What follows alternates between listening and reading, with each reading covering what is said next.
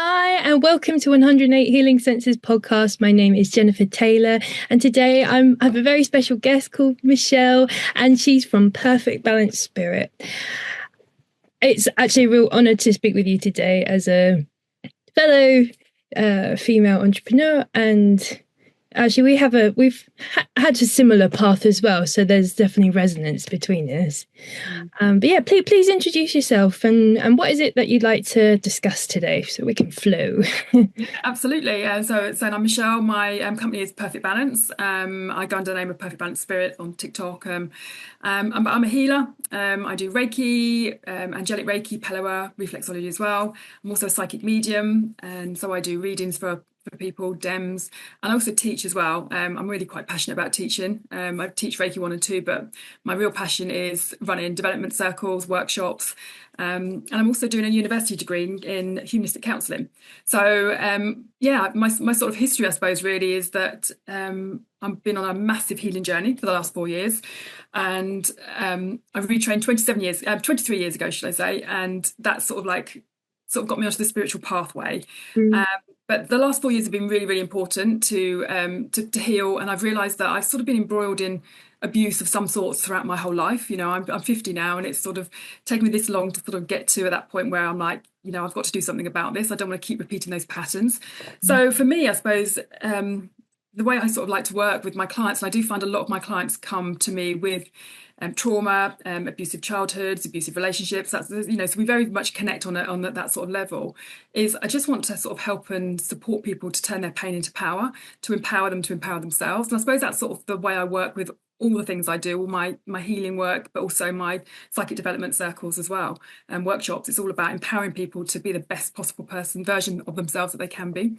Yeah, yeah, that's a really strong message that I'm guided by as well, because you can be at the depths of darkness, but you don't need to stay there, and it is a choice.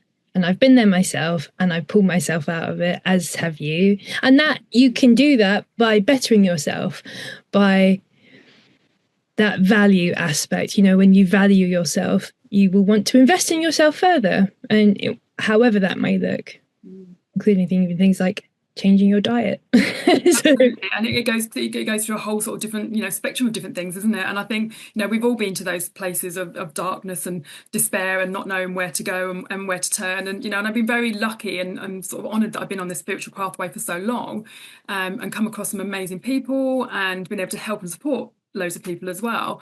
But the one person we sort of lack and don't look after ourselves, is ourselves. We sort of throw that love out to everybody else, and it's like looking at ourselves and throwing that love back at ourselves. And I think that's what I've really, really come to terms with over the last 4 years, is actually I need to pour into myself, because then I can better help other people.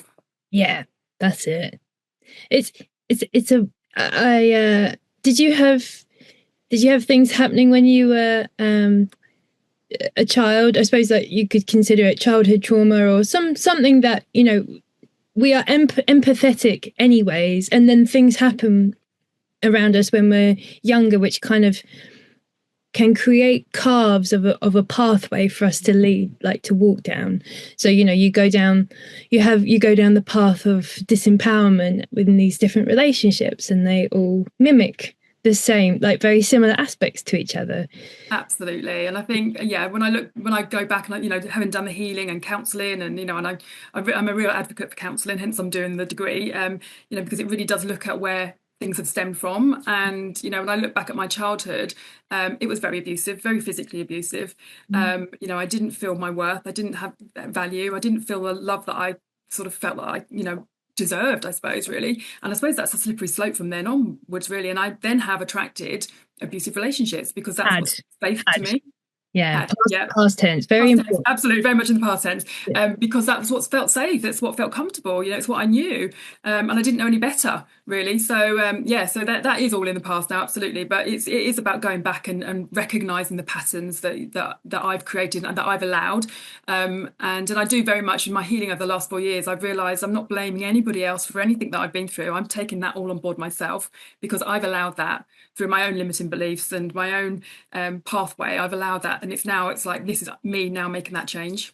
Yeah, it's and a lot of people might hear that and be like, "Oh, allow," I don't, consciously, I'm not allowing this situation, but subconsciously and from a higher perspective, your soul is contracted to have certain experiences with whatever you have. If you're in a place of lack, you will attract more of that until you are able, and I'm talking for myself as well. I had, that self-love journey, and it does take some time, especially detoxing the poisonous words and actions of others and really pouring their love into yourself rather than continuously seeking it from external sources. If everyone were to just come back to themselves and show that the love that they so often externalize their love to get more validation and worthiness. But if they actually used and honed that love inwardly, and do it consistently, that's when real change takes place. And consistent change then turns into your frequency and vibration totally change, that then you stop attracting those types of experiences because you've in essence the game I kind of keep seeing life at the moment as like a video game. So it's you're having it challenges and experiences, and then it's like, great, I've completed that level now it's on to the next thing. That's how I keep feeling how life is, that flow and a dance, and you have to just do the best you can. And I think we do the best we can with the tools we've been given at the time, and it's not until we learn and grow that we find other tools. And and again, from my experience, is that yes, attracting the situations I didn't want to be in, but I knew no different. And I'm a great believer in that the relationships I've been in have been very different but very similar in lots of aspects until I've learned that lesson. And and now I've learned that lesson, and that's now that will not be repeated ever again. So I think we pull all these tools in, and we just get by sometimes, and then we don't know how to get out of that. And I think doing the inner work and the healing is what gives us that strength and growth. Absolutely. Yeah. And it's funny, just keep coming back to use love as your compass. Absolutely. And if it's not in love, do you want to be, going down that path? And that might just be like healthy boundaries for a start. Absolutely. And I think that they're the sort of things that you learn when you start doing the healing work is, what are your boundaries? Do you have boundaries? I know for myself, I didn't have boundaries at all. I was constantly looking for that external validation and not getting it in a positive way. I wasn't being positively enforced. Excuse me. Yeah. So now putting those boundaries in place has had a massive impact on the relationships I keep and the relationships that I'm attracting. And I just think that's really, really powerful to actually be able to stand in your power and actually be able to say, actually, no, I'm not going to accept this behavior from other people anymore. And to grow in that strength to be able to say no. No is a complete sentence, really. No is one of my most favorite words, especially when you're on the journey of self-empowerment, when you've been, and I feel like, okay, sometimes these words might get banded around, but when you get really to the deep inner work, there's a change in the way it feels when you're saying, I'm doing my inner work, when you're choosing to be honest with yourself about the situation. What's your part to play in it? What is the other parts that are playing in this co-creation? It can't always be 100% on you, because if there's anyone else involved, there's a percentage difference. Everyone's coming at it for an experience for the soul, but when you're going through it, it feels like hell. Absolutely. But when you come out of it and you make that choice, no, I don't want to continue down that road, I won't make those choices again. I've set my bar high. Absolutely. If criteria is not met, then no go, no pass. Absolutely. And I think, you're very right about, we all make choices, and we make choices to be good and bad, and I think, again, it's like not playing that blame game. And I think we do get sort of caught up in that trap of blaming other people for what the situation we find ourselves in. And I think I've had to really take a big step back and actually say, what was my part to play in that? And I know it was, I didn't have value, or didn't value myself. I didn't have self-worth. I didn't particularly like myself, let alone love myself. So, all those things then sort of, externalize, don't they? And that's what you attract. So, to actually take that power back. And I think that's what's been really important to me, take that power back and actually look at who I am, what my values are, value myself, love myself, has been absolutely just so impactful to move forward, really. Good. Good. Mm. And yeah, similar, very similar path to mine as well. I had to go through the depths of darkness Yeah, to then be able to get my way out of it and get back into the light with a new and renewed sense of observation of people and relationships and me, getting to know me. And absolutely. yeah, I think And a I do lot. think we do lose ourselves a lot when we're in relationships, don't we? Because, Yeah, unless you're really centered and really sort of understanding who you are and that you've got that really strong core belief system, we give our power away so quickly to other people. And I don't think we realize it's happening sometimes.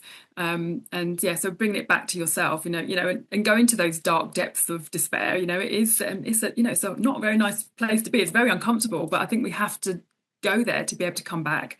it's required. Otherwise, pain will continuously happen if you're unable to observe when it happens, why it happens, and can you change it? Like, those are really fundamental questions we can ask ourselves Absolutely. to change any situation. If you don't like it, change it. Mm. If you're unsure how to change it, then spend some time reflecting on things. What's in the highest alignment for you? Where are you going to feel safe and healthy and happy? Or even Absolutely. just peaceful because you've removed person or persons from your life Mm. permanently or semi-permanently. It doesn't really matter. Absolutely. And I think, you talked about pain as well. I don't think some people underestimate when you're going through abusive relationships, the toll it takes on your body. Your body's holding the score all the time. Yeah. And I don't think we give credit to how much our body takes on board. Even if we think we're okay, actually our body's saying no, we're not, and expressing it in a different way. So it's about healing that side of you as well. Yeah. And that can come through as things like fatigue, like adrenal fatigue. Absolutely. Yeah. Yeah. Yeah. Fibromyalgia, rheumatoid arthritis, all those sorts of things, just constantly being in pain and, Inflammation. inflammation. Absolutely. Your body is just reacting to the things that are going on around you all the time. Yeah. Yeah. To what you're putting in your body and what the body is having to process and deal with. And that can manifest as inflammation and give it long enough, it can manifest as other things as well. And that's why this work is very important Mm. because it is well-being to places you can't even imagine. Yeah. And a lot of it's rewiring your brain. I think when you're embroiled in that sort of environment, that negative environment, you start to begin to think a certain way and believe what you're told, and you don't see it coming. It's very insidious. It's very sort of like Mm, chips away you slowly, slowly, slowly, and yeah, you start to get confused. You don't know what your reality is. So it's about bringing yourself back to the reality all the time and time again. And that is really, really hard to do. But I do believe that sometimes we have to get to that rock bottom to be able to bring ourselves back up to go, hang on a minute, this doesn't feel right for me. And trusting that inner guidance, because I think we forget that when somebody's telling you what you should think and feel and say and do, you lose that inner compass. And I think that's so important to get back to that. yeah. That's where the honesty, self-honesty is really important as well. But it does happen insidiously. And it's like this energetic dance, the victim and the perpetrator. You know, in one life we'll be playing these roles, and another life we'll be playing the reverse roles. Depends where everyone is on their own journeys as well, or how quickly you can ascend out of more challenging, destructive hate behavior. It doesn't need to be like that, but Yeah. you need emotional intelligence and trust that things can change. And energy is just energy in a current state, but energy can be changed and transformed. It can never be like deleted. Absolutely, absolutely. And I think you're saying about the perpetrator and the victim, and I think the perpetrator becomes the victim at sometimes as well to make you feel like you're the perpetrator, and then that's where the confusion comes in, isn't it? So it's about understanding that actually knowing yourself in that true sense of who am I. You will then get to understand and know that you are not the perpetrator, and that's the confusion bit. And the importance of knowing yourself, being honest with yourself for all of the best and the worst bits about you. And then if anyone starts to gaslight you or do any kind of emotional, mental, or spiritual manipulation or any kind of abuse, whatever that may be, Yeah. you will have inner guidance and inner tuition that says this is not acceptable. I deserve better. I deserve to live in peace. I deserve to live in love, and I deserve a balanced, harmonious relationship, not this. Absolutely. Because it can start all great and well, and then this is how I've experienced it. People with unhealed trauma,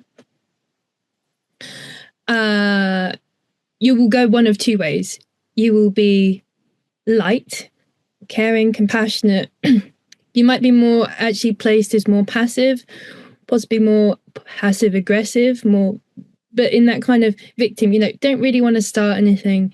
And then you have the opposite end, which is, like the narcissistic characteristics that are also wounded from childhood trauma, but instead of being passive, they're actively trying to seek energy. And that's where these situations happen, where it's kind of this perfect blend of someone that's in a complete lack of love, someone that's in an overwhelming amount of love, but poor boundaries. And then they kind of, and relationships happen like this often, where they mirror your light back to you. Yeah. And then over time they kind of sequester your energy, which is not on.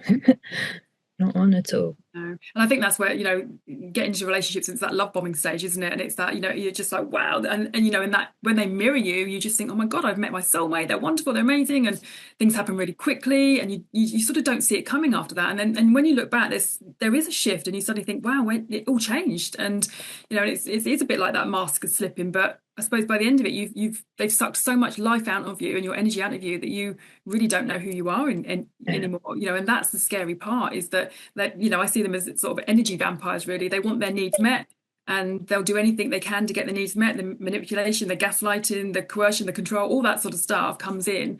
And as long as they've got their needs met, you're okay. And because you're safe when their needs are met, you constantly feed that need to enable. Yeah, absolutely. So you're enabling it, because the moment you sort of withdraw that, you get this backlash, I suppose, really, and and withholding affection and love, and and then when you finally get to the point where you just go, actually, this isn't resonating with me anymore, I need to step out of this. You then get the post separation abuse, and and that is just as bad, if not worse, than the actual abuse in the relationship. Yeah.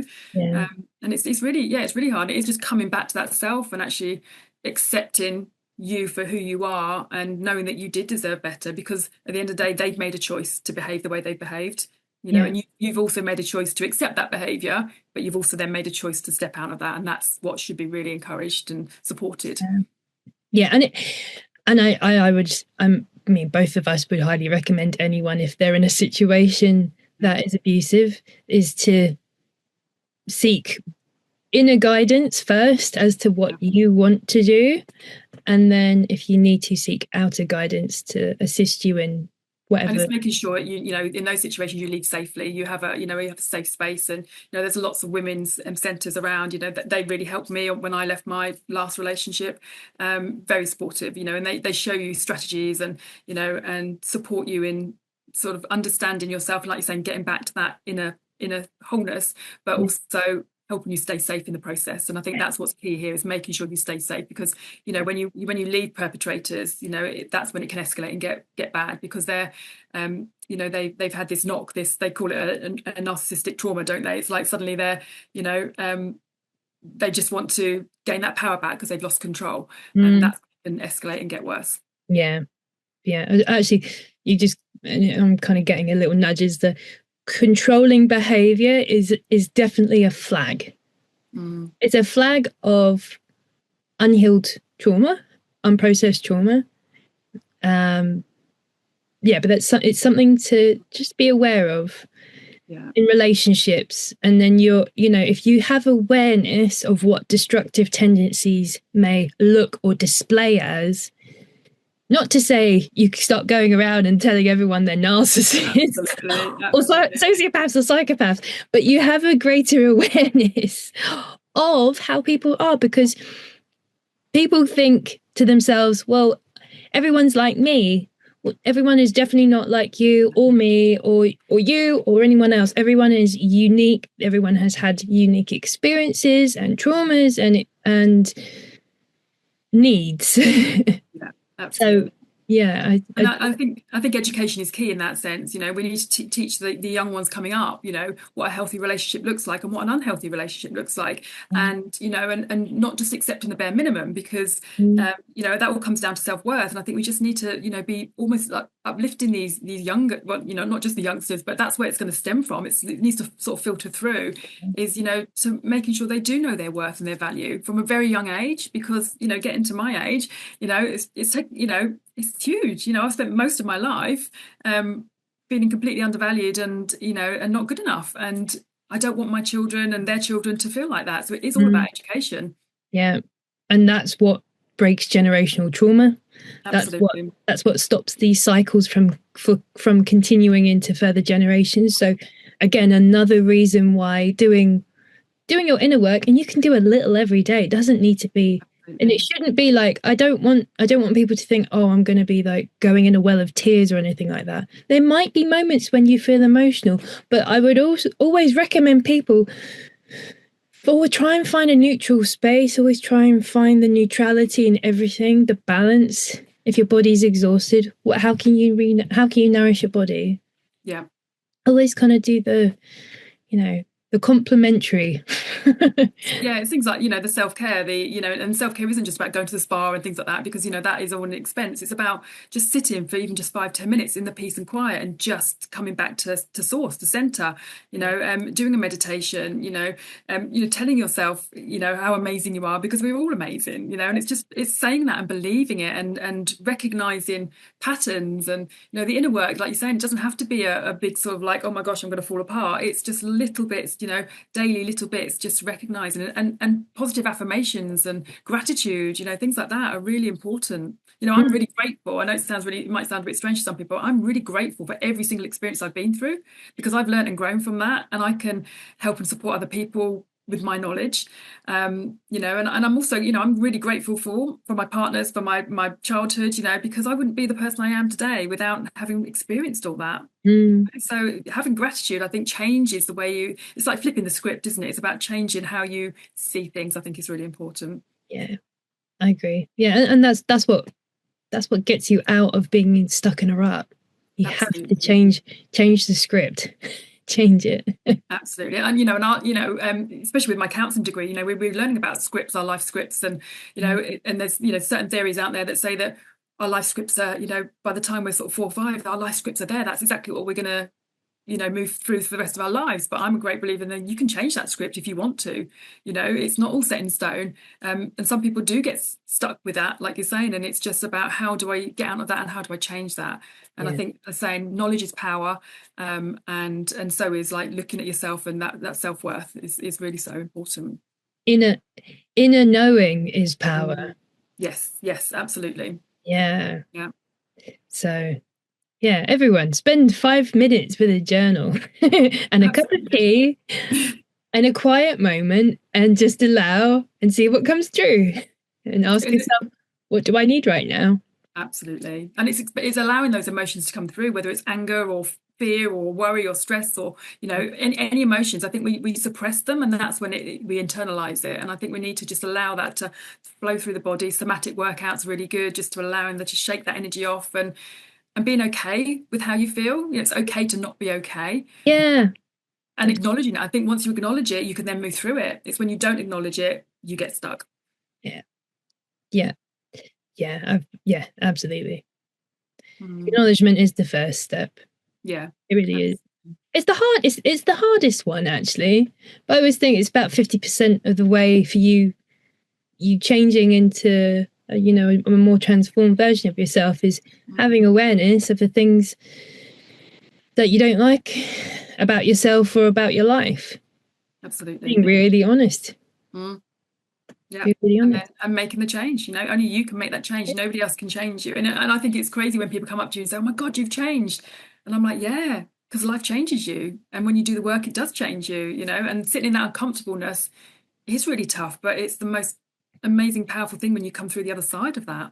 Yeah. It's profound. And actually there are things that you can do that can make it softer and easier. And actually it's kind of a slippery slope, I feel like, not a slippery slope, but it is you want it for people that facilitate and then people that are already on their journey.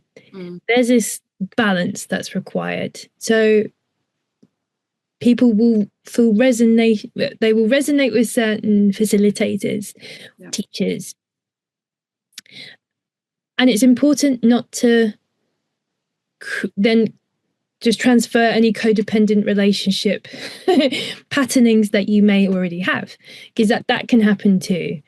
So, you know, even that journey of self-healing is a self-responsibility. If you always have self-responsibility as kind of the first word as part of your journey, you'll always stay on the balance narrow. You won't put anyone on a pedestal. You'll be able to navigate where you need to go, that's in the highest, learn the things that you need to do that will assist you on your journey, and, you know, leave the world a better place after you've passed as well. So, you know, that's the kind of intention I have, at least. But it's a good one to have, I feel. Keeps everything balanced. I think you mentioned earlier about everybody being unique. We are all unique. No two people are the same. You know, we've all got our own experiences. We can, you know, two people can go through exactly the same situation, and one will be like, yeah, it's nothing and move on, and the other one can be absolutely distraught by it. You know, and it really depends on, you know, you as a person and your, you know, all the energetics and all your limiting beliefs and all those things all rolled into this little ball. It's, you know, everybody's unique in their journey, and I think we need to embrace the fact that everybody's in unique. You know, not one size fits all. Yeah. I think on this healing journey, you know, I've done things like EMDR, Reiki, EFT, meditations, you know, all the things I could possibly grasp and try, and not everything worked for me. And I think it is just about trying and figuring out what it is that resonates with you. And you know, and you will get pulled to the right teacher at the right time, you know, and the right healer. And I think that's just so important, just to trust where you're being guided by the universe, I think. Mm, absolutely. And you will be tested along the way. Your discernment will be tested. Absolutely. You know, the negative patterning or destructive patternings of your previous relationships, just be mindful of that when you start coming into the kind of energetic spiritual field of holistic treatments or therapies, complementary things. Yeah. Yeah. Yeah, It's a positive journey, though. it's positive. Absolutely. And I think, you know, just seeing some of the clients that come through for me, you know, to have healing or treat readings or whatever through me, Mm. You know, there seems to be this theme that goes through with all of them, you know, and I do feel like that we connect because I understand and I can get what they're going through, even without having to tell them what I've been through, because they, you know, it's like an energetic level, they've been drawn to me for whatever reason. Yeah. And again, that's why I'm very grateful for what I've been through, because if they'd come through the door with all this trauma, I wouldn't know what to do with it. But because I've Mm. experienced it myself, I can sit and hold space for them and have that empathy for them. And I think that's by showing them those core conditions, they can then show them to themselves. And I think that's really important. Yeah. Actually, and you're right about that. We do need mirrors. Mm. Mirrors in our life that help us. Family's normally quite a big mirror. Yeah, absolutely. Yeah, you know, be compassionate about what you see and know that there's a part of you that probably has that as well. But what you show compassion for yourself, you can show compassion for others. So Absolutely. I do think we sort of tend to show compassion to other people before we show it to ourselves. That's what we're sort of like, you know, we're sort of like, it's inbuilt, isn't it? That's what you do, that's how you behave. But actually it all starts with us. Everything starts with us. Yeah. Oh, and also because it you know, it comes back to that, actually we are one. There is, you know, the frequency of unity. We are all connected to that. We're, you know, humanity is all one consciousness at a much higher perspective. So, you know, when you can see the pain in yourself and you honor the fact that you did the best you could in the moments that you were in, and love yourself no matter what, that well of compassion really fills that. Then it comes to the point of overfilling, that you have compassion for others, but then there's this, it's almost not empathy comes down, but it neutralizes that. You're not so invested in others. There's this healthy detachment and observation of others this is what I've experienced. Um, it does give you more strength in Yeah. every respect. Absolutely, yeah, absolutely. And again, I think you hit the nail on the head about we're all one and we're all source, and you know it the source for me is love. That's what source is, and it's Yeah. about being able to draw off that. And I think we sort of detach ourselves from that through the experiences we've been through, and it Mm. is just about reconnecting and just understanding that that love and that abundance and all that's there for us. We just have to accept it for ourselves first and tap back into it. That's my experience of what the love is. Yeah, just finding it again. Absolutely. And a great thing that I've sort of learned over the last few years as well is it's about working on your highest excitement, and actually tapping into what is it that makes you excited? What is it that you really want to do? And there's how many people are in their jobs that they don't like, and they come home and they're moaning, and it brings their energy down. So actually doing something you love is so powerful as well. And and it might not bring the money in, and that's the thing that we're all sort of like focused on, isn't it? I need to pay the bills, but I think it's just about stepping into that highest excitement, even if it's not, even it might be a hobby rather than your main job, but doing something that ignites you daily, I think is so important to keep that flame going, really, and that light inside shining. Yeah, yeah, yeah, because it's for you. So Mm, it's not for anyone else. It might concern others, yeah. but first and foremost, you're building something, you're birthing something from you, and that is beautiful. Mm. That's profound. That's what, that could be a vehicle for helping you transform. Absolutely.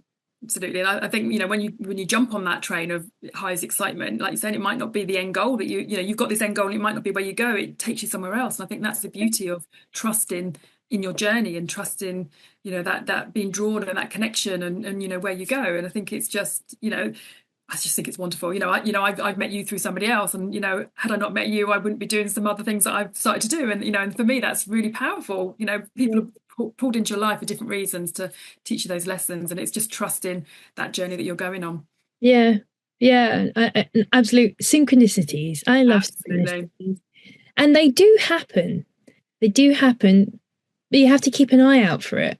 Mm, Like when you become more aware of your situations, like, maybe it's like there wasn't any car parking spaces, and then you got there, and then magically a car like left, and you can go in like that. Those are synchronicities. Like they mm. might seem small, but once you start to actually start becoming more aware of your surroundings and those kinds of things, that will happen more.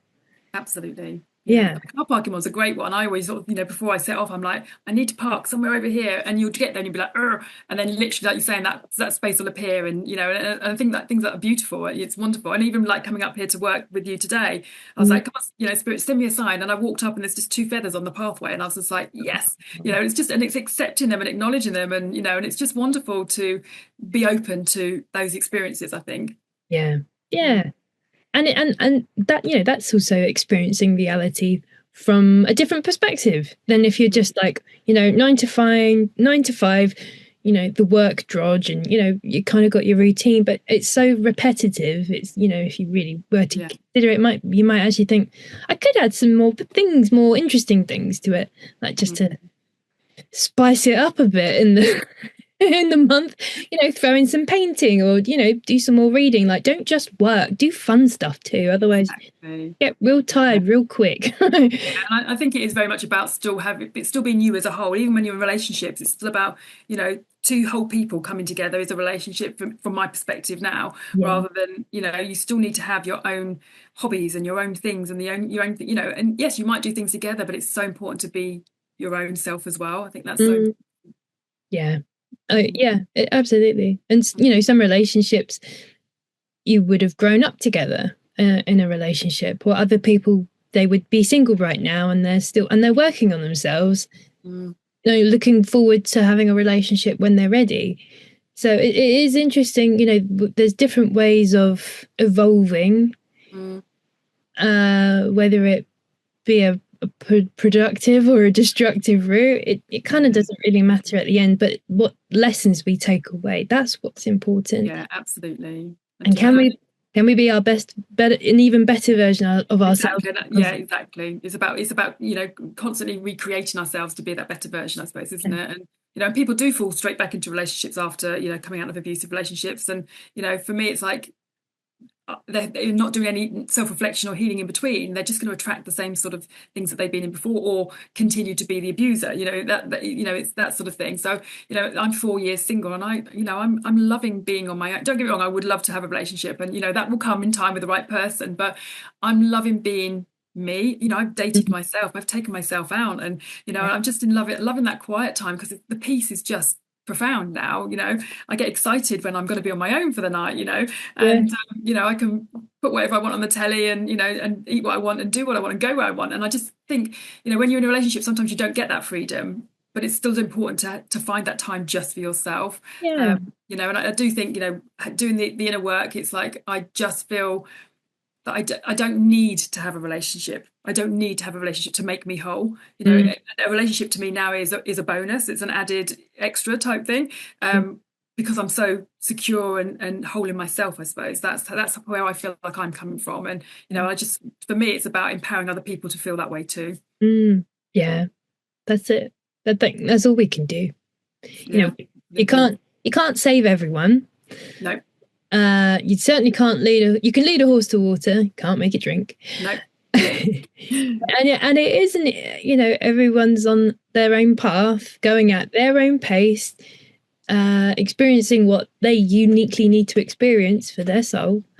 Um, you know, when I came to those conclusions, but I really felt it, and I really observed myself. I observed all of my relationships, and I realized, yeah, it's okay. I don't need to save anyone. The right people will find the information, and that's from whoever. It doesn't need to be me. It could be anyone or anything.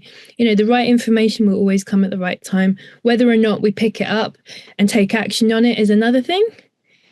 You can pray all you like, but if you also not taking any steps towards changing yourself in the direction that you want, you know, things can be a lot slower. So action's great. Yeah.